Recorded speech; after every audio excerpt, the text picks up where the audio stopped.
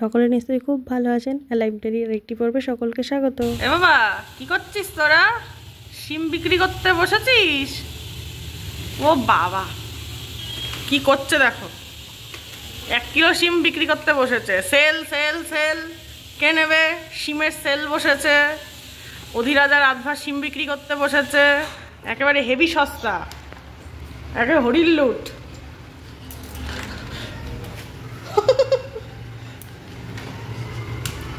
শিমের ফোয়ারা।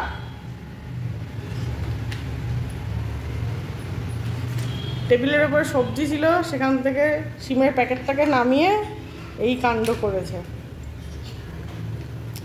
বাবা, ভালো লাগছে?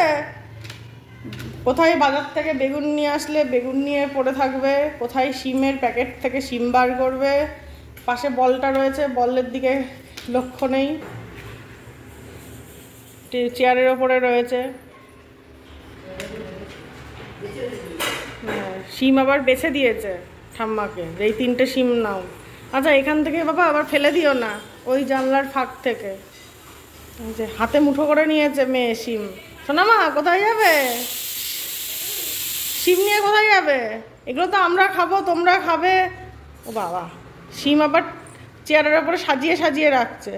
হ্যাঁ, সুন্দর করে সাজিয়ে রাখো, আমরা এখন শিম বিক্রি করব।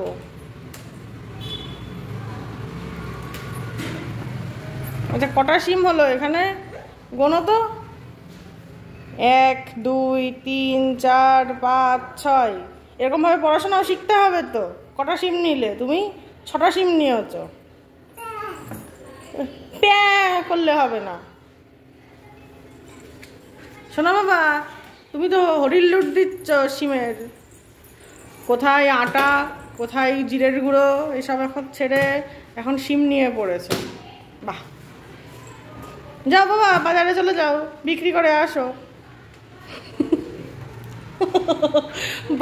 ওর বাবা কিনে নিয়ে এসেছে, আর ছেলে কেনা জিনিস আবার বিক্রি করতে যাবে শিম। দেখো, এই শিমগুলো আর খাওয়া যাবে? কিভাবে কি করছে, এর ওপরে দাঁড়িয়ে পাড়িয়ে একাকার অবস্থা।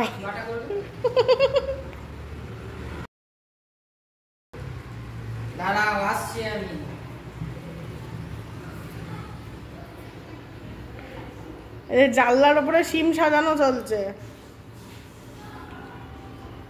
আচ্ছা, হয়েছে, আর কাজ দেখাতে হবে না বাবা, অনেক কাজ দেখিয়েছ।